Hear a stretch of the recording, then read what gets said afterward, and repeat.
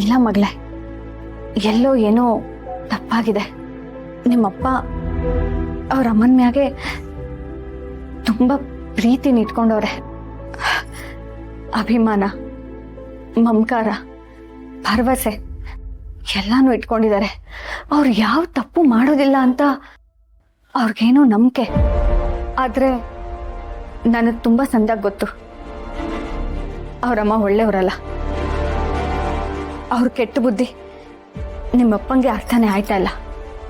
ಸ್ವಂತ ತಮ್ಮನ ಆಸ್ತಿನೆಲ್ಲ ನುಂಗಿ ಅವರನ್ನೇ ಸರ್ವನಾಶ ಮಾಡಬೇಕು ಅಂತ ಹೊಂಟವ್ರೆ ಆ ನಿಮ್ಮಜ್ಜಿ. ಆದ್ರೆ ನಿಮ್ಮಪ್ಪ ಅವ್ರಿಗೆ ಮೋಸ ಆಗಿದೆ ಅನ್ನೋ ಥರ ಮಾತಾಡ್ತಾ ಇದ್ದಾರೆ. ಆದ್ರೆ ನಿಮ್ಮಜ್ಜಿ ಯಾವುದೇ ಕಾರಣಕ್ಕೂ ಮೋಸ ಹೋಗೋರಲ್ಲ, ಮೋಸ ಮಾಡೋರು. ನಿನ್ಗೆ ಗೊತ್ತು ಮಗಳೇ, ನಿಮ್ಮಪ್ಪ ಜೈಲಲ್ಲಿದ್ದಾಗ ಅವರಮ್ಮ ಒಂದೇ ಒಂದ್ಸತಿನೂ ಬಿಡಿಸೋ ಅಂತ ಪ್ರಯತ್ನನೇ ಮಾಡಲಿಲ್ಲ.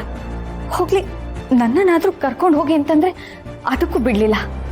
ಆದ್ರೆ ನಿಮ್ಮಪ್ಪಂಗೆ ನಿಮ್ಮ ಅಜ್ಜಿ ಮಾತ್ರ ಒಳ್ಳೆಯವ್ರ ಥರ ಕಾಣಿಸ್ತಾ ಇದ್ದಾರೆ. ಇದ್ರಲ್ಲಿ ಯಾವ್ದು ನಿಜನೋ ಯಾವ್ದು ಸುಳ್ಳೋ ನನಗೂ ಒಂದು ಅರ್ಥ ಆಗ್ತಿಲ್ಲ ಮಗಳೇ.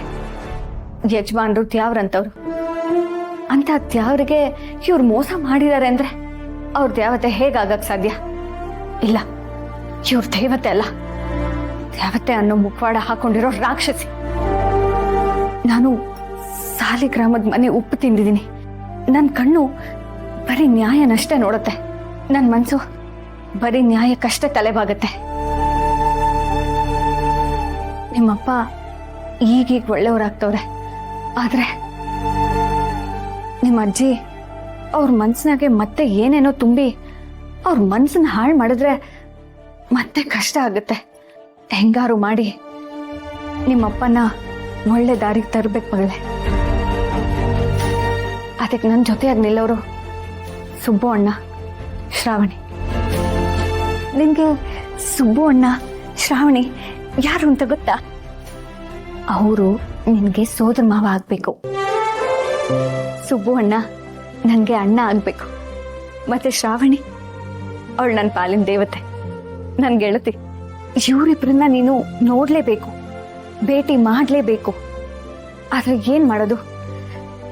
ನಿಮ್ಮ ಅಜ್ಜಿ ನಮ್ಮನ್ನ ಅವ್ರ ಹತ್ರ ಹೋಗೋದಕ್ಕೆ ಬಿಡಲ್ವಲ್ಲ.